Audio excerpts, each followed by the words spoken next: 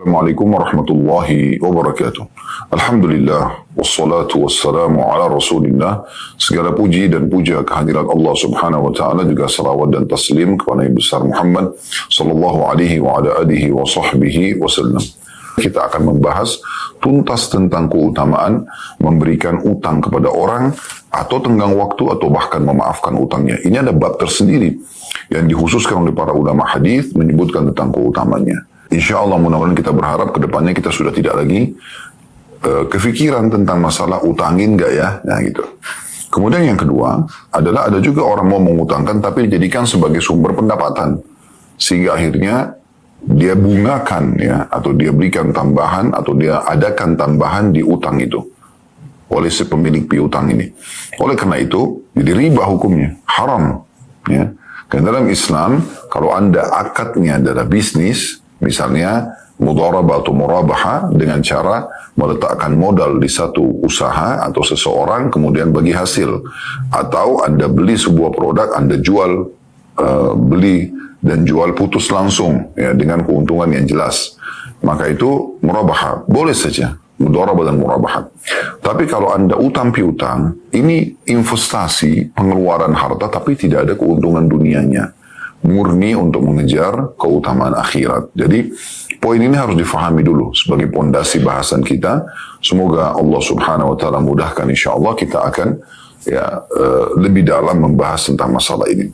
Baik, hadis pertama teman-teman dalam bab ini langsung saja kita bacakan dengan sanad sahih, urutan 903 dari awal belajar, berbunyi dari Abu Qatadah radhiyallahu anhu, annahu talaba ghariman lahu fatawara anhu thumma wajadahu faqala inni mu'sir faqala Allah قال فإني سمعت رسول الله صلى الله عليه وسلم يقول من سره أن ينجيه الله من كرب يوم القيامة فلينفس عن مؤسر أو يضع عنه. Hadis ini diriwayatkan oleh Muslim dan yang lain-lain. Terjemahannya, Abu Qatadah berkata radhiyallahu anhu, bahwasanya dia mencari seseorang yang berhutang kepadanya, tapi dia, orang yang berhutang itu bersembunyi darinya, lalu Abu Qatadah pun menemukannya. Lalu Abu Qatadah berkata, orang itu berkata, sesungguhnya aku dalam kesulitan, maksudnya belum bisa bayar utang ini. Abu Qatadah mengatakan, apakah demi Allah demikian keadaannya? Maka kata dia, orang itu, ya demi Allah. Maka Abu Qatadah radhiyallahu anhu langsung menimpalinya, dan ini yang jadi saksi bahasan kita ya. Perhatikan baik-baik. Abu Qatadah mengatakan, sesungguhnya aku telah mendengarkan Rasulullah SAW bersabda, barang siapa ingin diselamatkan oleh Allah dari kesulitan-kesulitan hari kiamat, maka hendaklah dia memudahkan orang yang dalam kesulitan atau menghapus hutangnya. Perhatikan, berarti ada keutamaan khusus di situ ya. Diriwayatkan juga oleh At-Tabarani dalam Al-Mu'jam Al-Awsat dengan sanad sahih. Dia mengatakan, atau dia berkata padanya, man sarrahu an yunjiyahu Allah min kurab yawm al-qiyamah wa an yudhillahu tahta arshihi falyunzir mu'sira. Barang siapa yang ingin diselamatkan oleh Allah dari kesulitan-kesulitan hari kiamat dan dinaungkan di bawah arsy-Nya Allah, ya, airnya besar kata ganti Allah, di arsy-Nya atau di singgasana Allah, di bawah singgasana Allah maksudnya, maka hendaknya dia menunda tempo kewajiban membayar utang orang yang sedang terlilit ya, kepada orang yang dalam kesulitan, atau dia menunda atau memberikan tempo pembayaran bagi orang yang dalam kesulitan. Riwayat yang pertama ini sudah langsung memberikan gambaran kepada kita ya, bahwasanya ada anjuran untuk memberikan utang kepada orang. Itu adalah ibadah sendiri, itu adalah ibadah tersendiri ya. Dengan kita meminjamkan uang sehingga akhirnya dia bisa melunasi utangnya, sehingga dia bisa memenuhi kebutuhan keluarganya, sehingga dia bisa mengobati penyakitnya, ya, sehingga dia bisa melanjutkan perjalanannya, sehingga dia bisa melanjutkan menuntut ilmunya, ya, sehingga dia bisa selamat dari makar orang-orang yang berbuat jahat padanya, dan segala macam contoh-contoh dalam masalah ini, maka kita akan panen pahalanya. Itu ibadah tersendiri. Dan pada saat kita sedang menagih kepada orang yang dasarnya punya akad utang piutang dengan kita dan dia tidak mampu, maka anjurannya adalah kita memberikan tenggang waktu. Mau lebih besar lagi keutamaannya, maafkan. Nah, ini poin yang luar biasa. Dan ini ciri khas Islam. Anda harusnya sebagai seorang muslim dan muslimah menjadikannya sebagai pegangan. Memang kita sengaja membuka pintu utang, memberikan kepada orang selama Allah berikan kita rezeki. Utangkan kepada orang lain. Tidak ada masalah. Dan jadikan itu sebagai ajang pahala. Jangan terbebani dengan utang itu. Karena selama utang itu masih ada di tangan dia, maka kita seperti bersedekah dengan utang itu setiap harinya. Nanti akan kita sampaikan hadis-hadis setelah ini tentunya tentang lanjutan keutamaannya. Demikian pula pada saat kita memberikan tenggang waktu, maka akan double sedekah senilai yang kita utangkan kepada orang tersebut setiap harinya.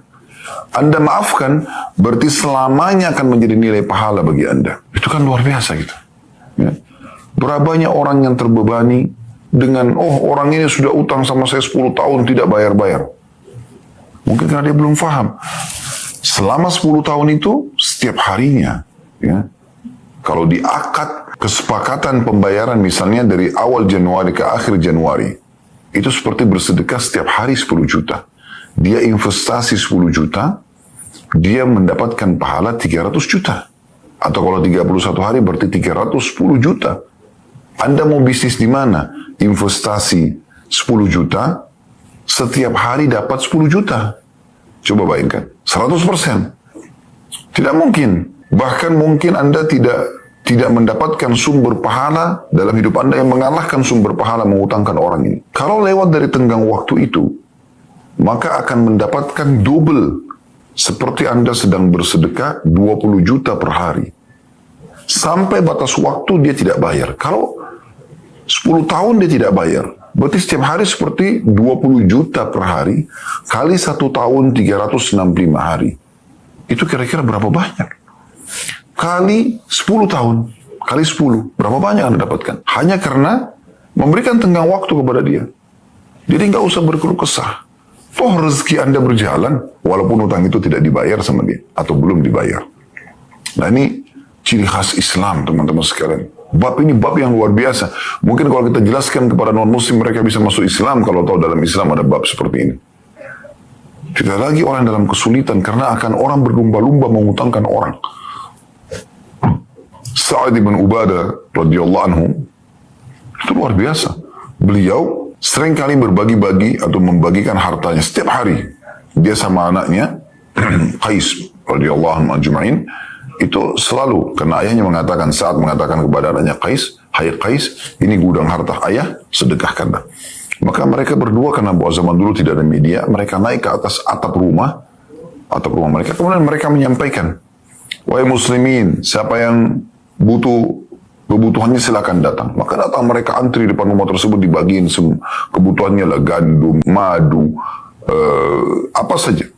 Uang pun dikasih. Dan saat mengatur waktunya, ada di antara waktu-waktu itu mereka mengiklankan bukan bantuan tapi utang, mengutangkan orang. Supaya dia juga mendapatkan pahala dari situ. Kemudian diutangkanlah uang-uang itu kepada orang. Ini unik, luar biasa ya. Ini sudah kita pernah bedah di serial Sahabat ya, tentang kisah Sa'ad bin Ubadah radhiyallahu anhu. Beliau luar biasa. Beliau akhirnya, teman-teman sekalian, memberikan peluang orang utang. Oke, sekian misalnya. Di situ di riwayat tidak disebutkan nilai, tapi dia utangkan. Setelah itu sepakatlah akad utang sampai menjelang jatuh tempo. Kalau orang yang pemilik utang ini datang mau membayar utangnya, maka dia sama anaknya sepakat untuk mengucapkan kata-kata, kami tidak akan mengambil apa yang sudah kami keluarkan di jalan Allah. Artinya, kami sudah maafkan. Jadi dapat pahala double, 3 di sini, 3 pahala. Pahala sedekah, pahala mengutangkan orang, pahala memaafkan utang itu. Coba luar biasa. Ya, Allah subhanahu wa ta'ala memberkahi pada jiwa setiap mukmin di amal soleh yang dia tekuni. Kalau Anda biasa rutinkan membaca Al-Quran, nanti Allah akan munculkan ide-ide di Al-Quran itu sendiri yang Anda akan panen pahalanya ekstra yang Anda belum terfikir sebelumnya. Di sholat malam begitu, di sedekah begitu, di semua ibadah. Maka ini keutamaan luar biasa. Baik, kita akan coba mengambil pelajaran. Yang pertama, yang bisa kita belajaran dari sini adalah anjuran atau bolehnya mengutangkan orang, bahkan itu punya keutamaan sendiri. Kemudian, pelajaran yang kedua adalah anjuran agar menagih utang itu. Boleh kalau kesepakatannya, ya, kita tagih. Karena menagih ini juga bagian daripada perintah syariat. Mengingatkan orang itu tentang kewajiban dia. Jangan sampai dia dihukum oleh Allah gara-gara itu. Dan di situ kita bisa hubungkan langsung dengan sumber pahala yang lain. Yaitu, kalau dia mengatakan seperti dalam riwayat ini, saya dalam keadaan sulit, maka kita boleh bertanya. Ya. Kita boleh memaafkannya atau memberikan tenggang waktu. Itu sumber pahala sendiri. Jadi ada keutamaan mengutangkan orang yang pertama, yang kedua anjuran untuk menagih, ya, utang tersebut dan memberikan kelapangan, kelonggaran bagi orang yang minta tempo kalau dalam keadaan sulit, ataupun Anda maafkan sekaligus supaya lebih banyak pahalanya sebagaimana sudah kami jelaskan tadi. Pelajaran yang ketiga dari hadis adalah bolehnya seseorang untuk memastikan dengan mengajak bersumpah. Karena Abu Qatadah di sini mengatakan, Allah, demi Allah kamu memang dalam keadaan sulit. Orang itu mengatakan, Allah. Mungkin Anda berkata, bagaimana kalau dia bohong, Ustaz? Itu bukan urusan kita lagi. Ya, seorang mukmin itu selalu saja melekat dalam dirinya, dalam hatinya, dalam fikirannya tauhid, mengisahkan dan meyakini adanya Tuhan Allah Subhanahu wa taala yang Maha mengawasi. Allah tahu semuanya, tidak usah khawatir. Kalau dia bohong dengan sumpahnya, dia akan dihukum oleh Allah. Tidak usah khawatir soal itu. Ya, ini poin yang luar biasa. Nilai plus tersendiri yang Allah berikan kepada, ya, orang-orang Muslim.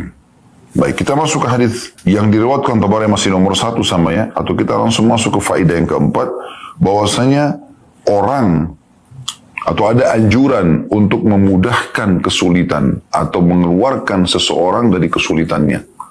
Dan siapa yang melakukan itu, apakah dia sedang terlilit utang, apakah dia sedang terancam, ya, jiwanya, nyawanya, lalu Anda memberikan pembelaan. Kalau dia dalam kondisi benar, ya, misalnya, maka itu akan mendapatkan naungan Allah pada hari kiamat, di mana orang semua kepanasan di mahsyar, kita malah selamat, gitu. Karena mengeluarkan kesulitan atau menyelamatkan seorang dari kesulitannya. Dan di sini disebutkan adalah di antara mengeluarkan atau mengeluarkan seorang dari kesulitan adalah memaafkan, ya, atau memberikan tempo tambahan bagi orang yang sedang berutang. Nah, ini berarti keutamaan tersendiri. Artinya faedah yang keempat dari hadis adalah akan mendapatkan keutamaan naungan Allah Subhanahu wa taala pada hari kiamat nanti. Baik, kita akan masuk hadis kedua dalam bab kita ini, dan ada 2A dan ada 2B. 2A-nya dengan sanad sahih, urutan 904 dari awal belajar berbunyi, dari Hudzaifah radhiyallahu anhu, dia berkata, Rasulullah sallallahu alaihi wasallam bersabda, "Talaqqatil malaikatu ruha rajulin mimman kana qablakum, faqalu a'amilta minal khairi syai'a? Qala la." قالوا تذكر قال كنت أداين الناس فآمر فتيان أن ينظروا المعسر ويتجوزوا عن الموسر قال الله تجاوزوا عنه. Hadis ini riwayat Bukhari dan Muslim, dan ini adalah lafadznya Imam Muslim. Terjemahannya, kata Rasulullah SAW, para malaikat menyambut ruh seseorang dari kalangan umat sebelum kalian. Lalu para malaikat mengatakan, apakah kamu pernah melakukan satu kebaikan? Orang itu mengatakan, tidak. Maka mereka berkata, coba ingat-ingat. Maka orang itu pun yang sedang, ya, dicabut ruhnya ini atau yang sudah meninggal ini berkata, ya, aku ingat aku pernah memberi utang kepada orang-orang. Lalu aku memerintahkan pembantu-pembantuku agar menunda tempo pembayaran kepada orang yang dalam kesulitan dan memudahkan orang yang dalam, ya, kemudahan. Maksudnya kalau orang mau bayar, ya sudah dimudahkan. Allah berfirman, maafkanlah dia, atau dalam kurung lupakanlah kesalahan-kesalahannya, hanya karena dia pernah melakukan perbuatan tersebut. Dalam riwayat Imam Muslim yang lain dan juga Ibnu Majah, dari hadis Hudzaifah, orang yang sama, sahabat yang sama, radhiyallahu anhu, dari Nabi SAW, anna rajulan mata fadakhala al-jannah faqila lahu ma kunta ta'mal qala fa imma dzakara وإما ذكر فقال كنت أبايع الناس فكنت أنذر المعسر وأتجوز في السكة أو في النقد فغفر له. Kata Nabi SAW, ada seseorang laki-laki mati lalu kemudian dimasukkan ke dalam surga. Lalu dia ditanya, apa yang dulu kamu kerjakan sehingga kau bisa masuk surga? Kata Nabi SAW, dia ingat atau dia diingatkan, dibuat ingat oleh Allah. Maka dia pun menjawab kepada orang-orang ahli surga, menanyakan dia, bagaimana kau bisa masuk surga, amalan apa yang kau kerjakan? Maka dia mengatakan, aku dulu berjual beli dengan manusia, lalu aku memberi tempo kepada orang-orang yang dalam kesulitan, dan mempermudah urusan pembayaran dengan dinar dan dirham, maka dia pun diampuni. Hadis ini diriwayatkan oleh Bukhari dan Muslim, dan juga ada lafaz yang lain, ini 2A, ada 3 riwayat ya, yang berbunyi sabda Nabi SAW, Inna rajulan kana mimman kana qablakum atahul malaku liyaqbida ruhah. Faqala hal amilta min khairin?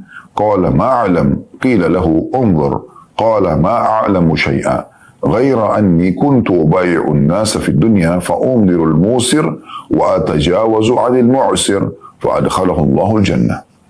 Sesungguhnya seseorang laki-laki dari kalangan umat sebelum kalian didatangi oleh malaikat untuk mencabut nyawanya. Malaikat bertanya, adakah kebaikan yang pernah kamu kerjakan? Dia menjawab, aku tidak tahu. Maka dikatakan kepadanya, coba fikirkanlah.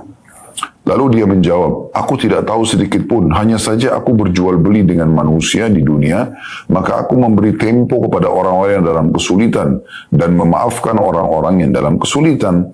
Maka Allah memasukkannya ke dalam surga. Abu Mas'ud berkata, aku mendengarkan hal tersebut, atau mendengarkan Nabi SAW mengatakan itu. Hadits ini memberikan gambaran kepada kita di nomor 2-nya, atau langsung saja kita masuk ke faedah juga, ya, bahwasanya ada keutamaan khusus dan ada pintu sumber pahala khusus, bahkan menjadi penyebab masuk ke dalam surga bagi seseorang, atau dimaafkan dosa-dosa pada hari kiamat bagi seseorang yang mengutangkan orang lain, dan kemudian dia melakukan kemudahan tambahan tempo ya kepada orang yang belum mampu sampai dia mampu, atau dia sekaligus memaafkannya. Jadi ini punya keutamaan khusus ya.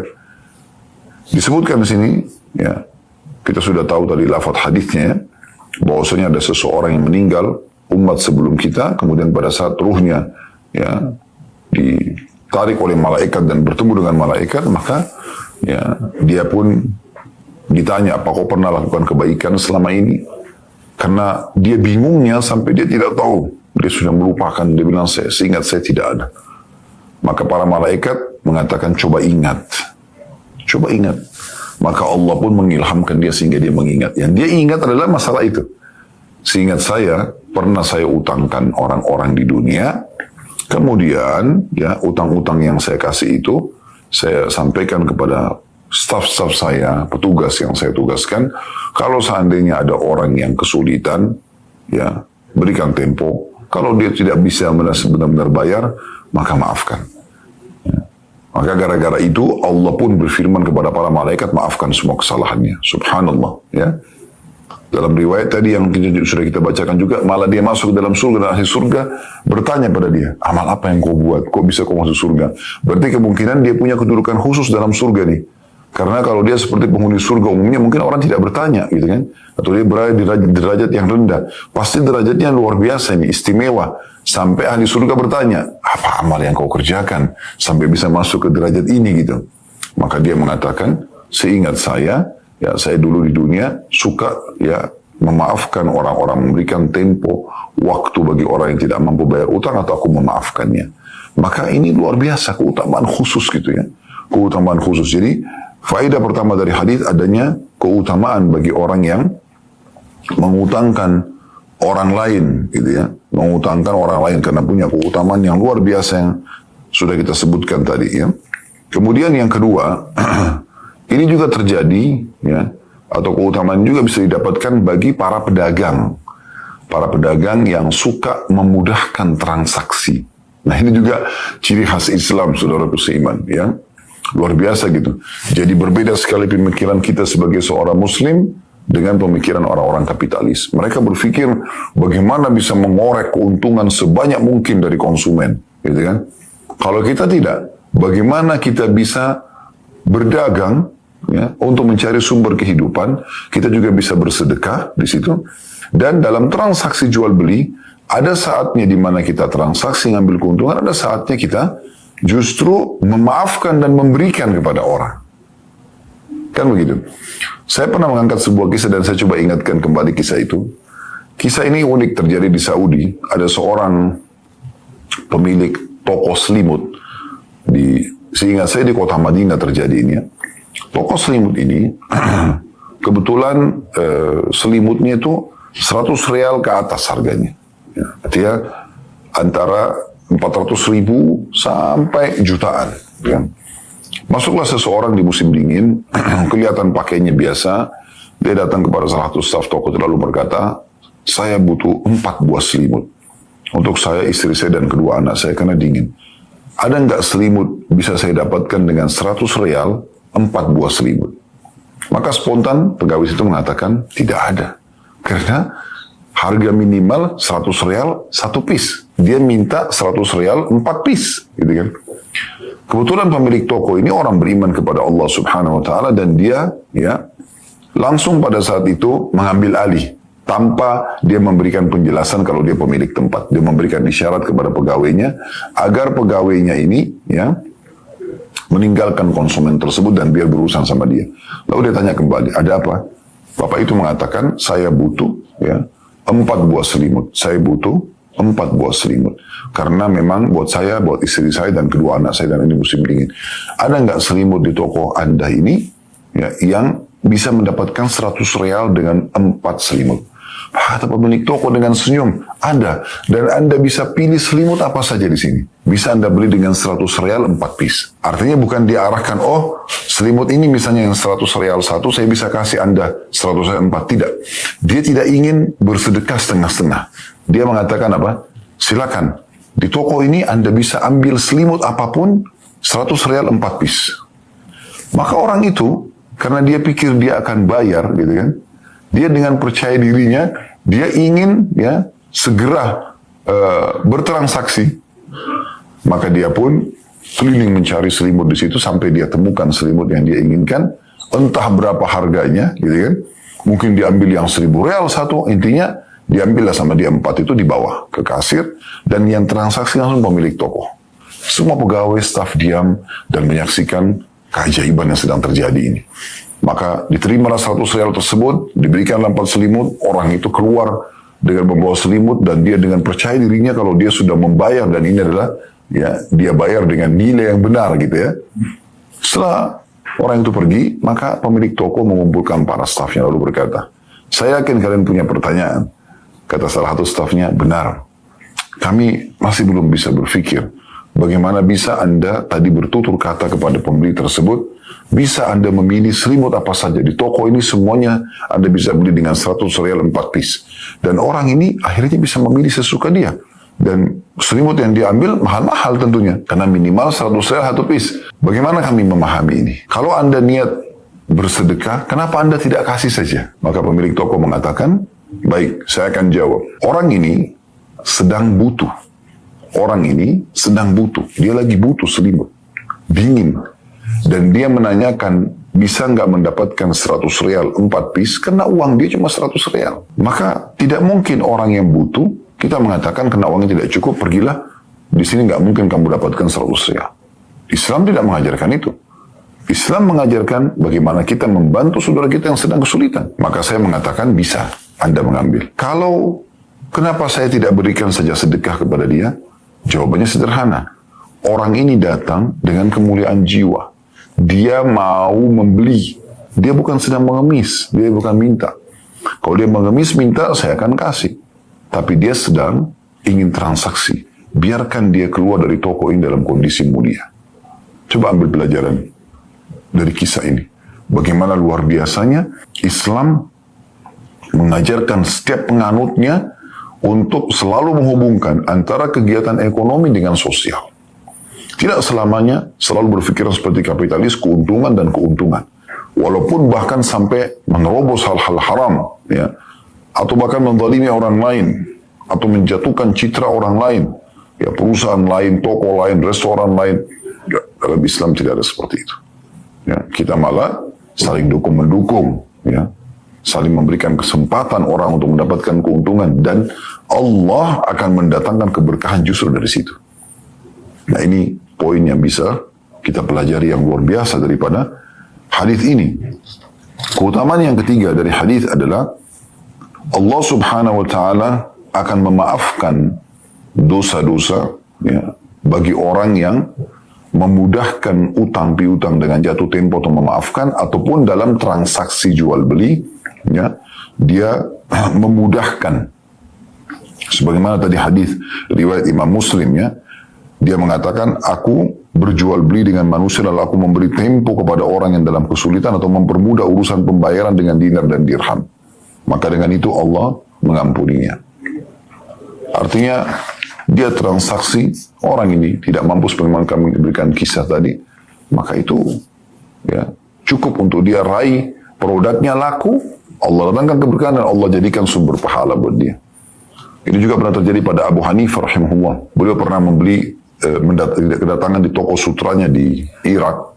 Pada saat itu seorang wanita ibu ingin sekali membeli, ya, sutra. Seingat saya kalau tidak salah, ya, sekitar uang ibu itu cuman 10 dirham atau kecil sekali intinya uangnya, dan tidak mungkin bisa membeli sutra, tapi dia ingin sekali beli sutra. Dia keliling pasar tidak temukan ada sutra senilai itu. Maka dia lewat di toko Abu Hanifah, lalu dia mengatakan, adakah sutra yang bisa saya beli dengan nilai ini? Kata Abu Hanifah, ada, silakan, ini sutra, ini yang terbaik gitu. Maka ibu itu pun membayar, lalu kemudian dia ambil sutra. Tapi sebelum dia pergi, dia bilang, saya dari tadi keliling di pasar ini tidak ada yang bisa menjual kepada saya dengan nilai itu. Bagaimana Anda bisa menjual dengan nilai itu? Apa kata Abu Hanifah rahimahullah? Alhamdulillah, kemarin saya membeli 10 lembar sutra ini, dan saya sudah menjual 9 lembarnya dengan keuntungan. Maka sekarang Anda ingin sekali sutra itu. Walaupun saya, ya, memberikan Anda dengan nilai yang modalnya pun belum kembali, saya sudah diuntungkan dengan 9 yang kemarin. Sekaligus saya bisa dapat pahala Anda yang sedang menginginkan itu. Karena Nabi SAW mengatakan termasuk hal yang besar pahala di sisi Allah adalah memasukkan kegembiraan di hati seorang muslim. Coba bayangkan, bagaimana Islam mengajarkan jenis-jenis transaksi seperti ini, ya, yang mungkin tidak bisa, ya, difikirkan oleh para orang yang kapitalis ini, ya, tidak akan nyambung dengan mereka, ya. Karena bagi mereka, masa saya sudah keluarin modal, kemudian saya tidak dapat, ya, keuntungan, nah gitu. Dan kita akan lanjutkan insyaAllah hadis selanjutnya, masih nomor 2, ya, 2B-nya, dengan sanad sahih, masih dari sahabat yang sama, dari Hudzaifah bin Yaman radhiyallahu anhu. Beliau berkata, Utiyallahu bi'abdin min ibadihi atahu Allahu malan faqala lah, Mada amilta fi dunya? Qala, Wala yaktumullah haditha. Qala ya Rabbi, Ataytani malan fakuntu ubayi'un nas, wa kana min khuluqil jawaz. فكنت أوسر على الموسر وأنذر المعسر فقال الله تعالى أنا أحق بذلك منك تجاوزوا عن عبدي. Didatangkan ke hadapan Allah nanti seorang hambanya yang telah Allah berikan harta. Lalu Allah bertanya, apa yang kamu lakukan di dunia dengan harta itu? Dan kata Nabi SAW mendatangkan sebuah potongan ayat di sini yang terjemahnya, dan mereka tidak dapat menyembunyikan suatu kejadian apapun dari Allah nanti. Maka maksudnya hari kiamat. Di dunia pun tidak ada sembunyi, tapi di hari kiamat mereka tidak mungkin berdusta lagi, sudah nggak mungkin. Allah langsung nampakkan. Maka dia pun berkata, orang ini berkata kepada Tuhannya Allah Subhanahu Wa Taala, Ya Rabbi, wahai Tuhanku, Engkau telah memberiku harta. Aku berniaga dengan manusia. Di antara akhlakku adalah merelakan atau memaafkan. Maka aku memudahkan orang yang dalam kemudahan dan memberi tempo kepada orang yang dalam kesulitan. Maka Allah yang Maha Tinggi berfirman, aku lebih berhak terhadap perkara itu dari dirimu. Maafkanlah hambaku ini. Lalu Uqbah bin Amir dan Abu Mas'ud Al-Ansari radhiyallahu anhuma, keduanya berkata, begitulah kami mendengar langsung dari Rasulullah sallallahu alaihi wasallam. Dalam riwayat Imam Muslim disebutkan riwayat ini adalah mauquf kepada Hudzaifah dan juga disebutkan marfu' dari Uqbah dan Abu Mas'ud radhiyallahu anhu ajma'in. Artinya ada yang hanya sampai sahabat yaitu Hudzaifah radhiyallahu anhu, dan ada yang sampai kepada Nabi SAW dari dua sahabat Uqbah dan juga Abu Mas'ud radhiyallahu anhu ajma'in. Baik, riwayat ini mirip dengan riwayat sebelumnya, yaitu bagaimana ya, seseorang itu dianjurkan agar mengejar keutamaan bab ini, yaitu bagaimana dia memudahkan ya bagi orang yang mau membayar, misalnya saya transfer aja, atau saya bisanya bayar dengan uang cash, atau saya bisa bayar sebagian dengan uang, mungkin sebagian dengan produk ini misalnya. Kalau dia memang tahu itu adalah sesuatu yang memang itu yang memudahkan, dia mudahkan saja, gitu kan? Atau memang dimaafkan. Nah, secara totalitas dimaafkan sehingga memang bisa menjadi sumber pahala tersendiri. Nah, ini yang kurang lebih digambarkan dalam hadis tersebut. Baik, faedah pertama dari hadis yang bisa kita ambil adalah perlunya seseorang itu memiliki harta, ya, dan ini punya kedudukan sendiri. Allah SWT berikan harta karena dengan harta dia bisa banyak melakukan banyak kegiatan-kegiatan sosial, ya. Kalau kita sholat di sebuah masjid, misal, kita sholat sendiri, datang, maksudnya sendirian datang, tidak mengajak siapapun, lalu kita ikut berjamaah, sholat, kita dapat pahala kita. Kalau kita mengajak orang lain untuk sholat, dan akhirnya ikutlah 2-3 orang teman bersama kita dapat pahala kita juga dapat pahala teman-teman yang kita ajak itu. Dan ini terjadi atau berlaku pada semua jenis ibadah dalam Islam. Anda mengajak orang puasa, Anda mengajak orang sedekah, Anda mengajak orang umrah haji, dan seterusnya, ya. Semua itu akan kita panen pahala mereka karena kita mengajaknya. Sesuai dengan sabda Nabi SAW, siapa yang menunjukkan pada kebaikan, dia akan panen pahala orang-orang yang diajak tanpa mengurangi dari pahala mereka. Allah berikan tambahan gitu. Ya. Jadi kita anjurannya begitu. Tapi ada orang yang mendapatkan pahala semua orang yang sholat. Kita tahu muadzin panen pahala semua orang yang sholat, termasuk imam. Imam pahala dia dan pahala makmumnya dia panen. Makmum masing-masing dapat pahala kecuali yang mengajak orang. Kan semua itu ada nilai pahala tambahannya. Tapi ada orang, subhanallah, yang dengan hartanya dia panen semua pahala. Baik imamnya, muadzinnya, atau orang-orang yang sholat. Itu orang yang menyumbangkan dengan hartanya. Makanya Nabi SAW mengatakan, ni'ma malu salih biyadi abdi salih. Sebaik-baik harta yang halal, yang baik, ya, di tangan orang soleh. Karena dia akan arahkan uang itu kepada kebaikan-kebaikan. Nah itu. Nah ini sebuah keutamaan tersendiri, ya. Makanya di sini disebutkan orang yang Allah berikan harta, lalu Allah tanya, kau buat apa nanti dengan harta itu? Lalu disebutkan harta itu saya gunakan untuk memudahkan untuk orang-orang, mengeluarkan orang dari permasalahan hidupnya. Nah itu penting, ya. Jadi keutamaan sendiri orang yang punya harta tapi sumbernya halal, lalu dia gunakan untuk kebaikan-kebaikan. Di antaranya mengutangkan orang gitu, atau membantu orang yang sedang kesulitan. Yang kedua, semua amalan, ini faedah kedua, semua amalan akan dipertanggungjawabkan di hadapan Allah Subhanahu wa taala, kecil ataupun besar. Dan tidak ada sesuatu yang tersembunyi di sisi Allah Subhanahu wa taala. Makanya Nabi SAW mengatakan, "Wala yaktumunallah haditha." Pada saat itu semua manusia di akhirat tidak bisa lagi menyembunyikan apapun di hadapan Allah. Pasti Allah akan bongkar semuanya, ya. Maka hati-hati, karena semua ada pertanggungjawabannya. Kalau itu amal saleh, kita bersyukur. Kalau itu amal buruk, mumpung sekarang masih hidup, taubat nasuha segera. Tinggalkan, ya. Ini penting sekali untuk diperhatikan. Pelajaran yang ketiga daripada hadis ini, ya, keutamaan orang yang mengutangkan orang dan memaafkannya. Maka Allah pun akan memaafkan seluruh dosanya. Ini luar biasa. Bukan hanya sebagian dosa. Tajawazu anhu maksudnya maafkan semua kesalahannya. Karena dalam riwayat sebelumnya dikuatkan Allah masukkan dia ke dalam surga. Dan ahli surga bertanya, kok bisa kamu masuk ke derajat ini, ke surga ini? Maka dia mengatakan, dulu saya pernah utangkan orang dan saya beri tempo atau saya maafkan yang tidak mampu. Nah ini berarti keutamaan tersendiri. Ya. Baik, hadis selanjutnya, hadis nomor 3, mirip-mirip maknanya. Dengan sanad sahih urutan 905 dari awal belajar berbunyi dari Abu Hurairah radhiyallahu anhu bahwa Rasulullah SAW bersabda, "Kana rajulun yudayinu nas wa kana yaqul li fatahu idza ataita mu'siran fatajawaz anhu la'alla Allah azza wa jalla tajawazu anna falaqiya Allah fatajawaz anhu." Ada seorang laki-laki yang memberi hutang kepada orang-orang dan dia berkata kepada pembantunya atau stafnya, "Jika kamu menemui orang yang dalam kesulitan maka maafkanlah dia." Maka Allah Azza wa Jalla memaafkan dia. Lalu orang itu meninggal dan berjumpa dengan Allah, maka Allah pun memaafkannya.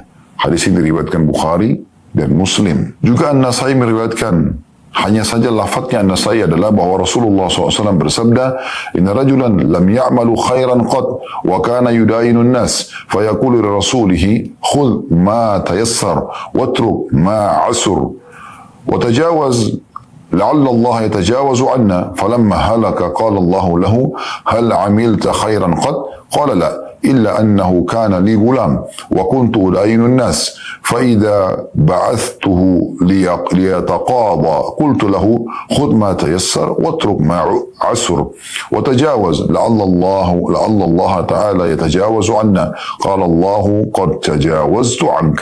Sesungguhnya ada seorang laki-laki yang tidak pernah melakukan kebaikan sedikit pun, hanya saja dia memberi hutang kepada orang-orang. Dia berkata kepada anak buahnya, "Tagih yang mudah, tinggalkanlah yang kesulitan, dan maafkanlah jika tidak mau membayar atau tidak bisa membayar." Semoga Allah memaafkan kita juga. Ketika dia mati, Allah berfirman kepadanya, "Apakah kamu pernah melakukan sedikit kebaikan?"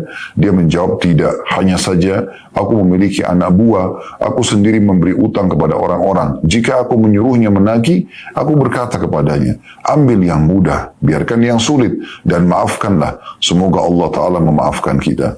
Lalu Allah berfirman, "Aku telah memaafkanmu." Hadis ini, teman-teman sekalian, mirip dengan makna tadi ya. Makna hadis-hadis sebelumnya tentang keutamaan. Faedah pertama, keutamaan mengutangkan orang dan memaafkan, memberikan tempo atau memaafkannya. Ya. Kemudian yang kedua, Allah Subhanahu wa Ta'ala adalah memiliki sifat Maha Pemaaf. Maka siapapun yang pemaaf, siapapun yang dermawan di dunia, semua sifat-sifat baik ini Allah akan menunjukkan kalau Allah lebih daripada dia. Terbukti di sini karena orang ini memudahkan bagi orang yang tidak mampu bayar, memaafkan ya bahkan utang-utang mereka, maka Allah mengatakan, "Aku lebih pantas untuk itu, maka aku maafkan kamu." Ini sifat kedermawanan Allah Subhanahu wa Ta'ala dan tidak mungkin ada yang bisa menandinginya, gitu kan? Oleh karena itu teman-teman mohonlah kepada Allah dengan kemahamurahannya ya, kedermawanannya. Anda mengatakan misalnya, "Ya Allah, masukkanlah aku ke dalam surga, bukan dengan amalku, tapi dengan rahmatmu, dengan kedermawananmu, ya, dengan kemahamuliaanmu." Maka Allah akan bisa memberikan derajat yang sangat tinggi hanya dengan itu saja. Ya, karena Allah SWT adalah zat yang maha karim, mulia sekali, dan sangat baik. Maka ini keutamaan tersendiri tentunya.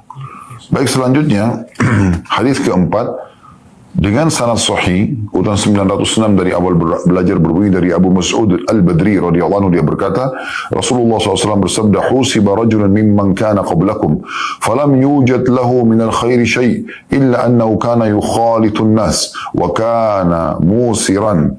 فكان يأمر غلمانه أن يتجاوزوا عن المعسر قال الله تعالى نحن أحق بذلك تجاوزوا عنه. Hadis ini riwayat Muslim dan juga Tirmidzi.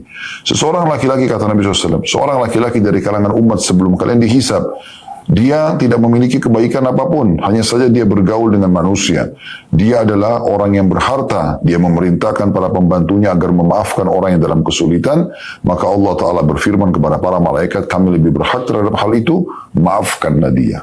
Ya, kurang lebih maknanya mirip dengan yang tadi ya. Ada keutamaan mengutangkan orang, terus kemudian keutamaan dalam ya memudahkan jatuh tenggang tempo atau memaafkannya, karena dia akan mendapatkan juga pemaafan dari Allah Subhanahu wa Ta'ala. Jadi karena maknanya mirip-mirip, saya tidak akan panjang lebar lagi jelaskan hadis ini.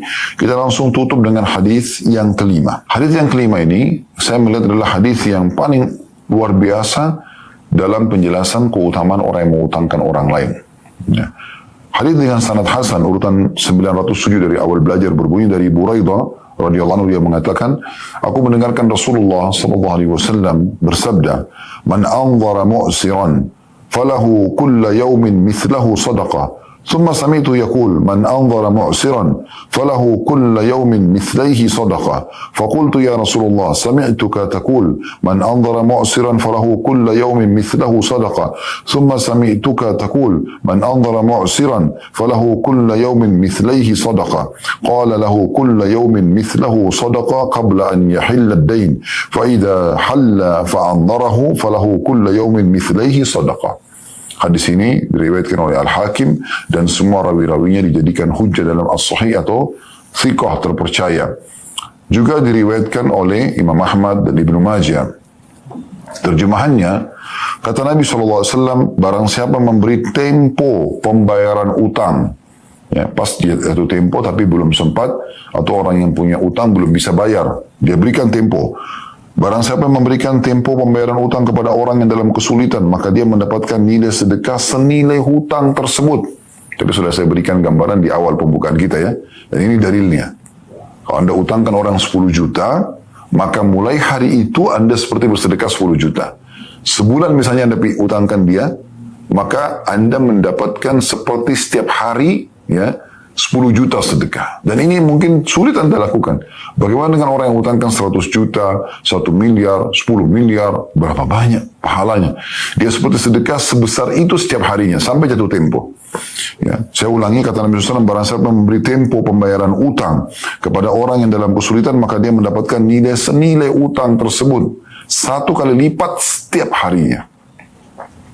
Kemudian, ya, kata Abu Hurairah, aku mendengarkan Rasulullah SAW juga bersabda, barang siapa memberi tempo pembayaran utang kepada orang yang dalam kesulitan, maka dia mendapatkan nilai sedekah 2 kali lipat setiap harinya.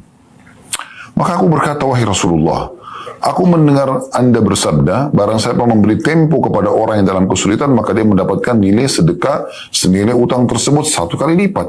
10 juta, berarti setiap hari Anda sedekah 10 juta sampai jatuh tempo gitu kan. Kemudian aku juga mendengarkan Anda berkata, barang siapa yang memberikan tempo kepada orang dalam kesulitan, maka dia mendapatkan nilai 2 kali lipat sedekah. Seperti nilai uang yang dia utangkan. Maka Rasulullah SAW bersabda, dia mendapatkan nilai sedekah senilai utang tersebut setiap hari sebelum hutang itu jatuh tempo. Ya, jadi misalnya Januari, dari 1 Januari sampai 31 Januari, kalau dia utangkan 10 juta, dia seperti sedekah setiap hari 10 juta. Kali 31 hari, mohon maaf, 31 hari berarti dia sama dengan bersedekah 310 juta. Modalnya cuma 10 juta. Pahalanya 310 juta. Ini luar biasa, gitu kan? Nah, kata Nabi SAW, dia mendapatkan nilai sedekah senilai utang tersebut setiap hari sebelum hutang itu jatuh tempo. Maka jika telah jatuh tempo, lalu dia memberikan tambahan tempo lagi. Di akhir Januari dia tagih, ternyata orang itu belum bisa bayar. Dia bilang, oke lah, saya tambah sebulan lagi di Februari misalnya. Maka di bulan Februarinya, dia memperoleh nilai sedekah 2 kali lipat setiap harinya. 20 juta setiap harinya. Ini hadis yang luar biasa yang tadi sudah kita sebutkan di awal pembukaan kita ya. Kemudian Al-Hakim meriwayatkan juga secara ringkas, kata Nabi SAW, man anzara mu'siran falahu kulla yawmin sadaqatun qabla an yahilla ad-dain. Fa idza halla ad-dain fa anzarahu ba'da dhalik falahu kulla yawmin mithlihi sadaqah. Barang siapa yang menunda tempo orang yang dalam kesulitan, maka dia mendapatkan sedekah setiap harinya sebelum utang itu jatuh tempo.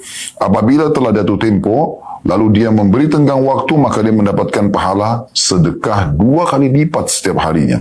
Al-Hakim mengatakan sahih berdasarkan syarat Bukhari dan Muslim.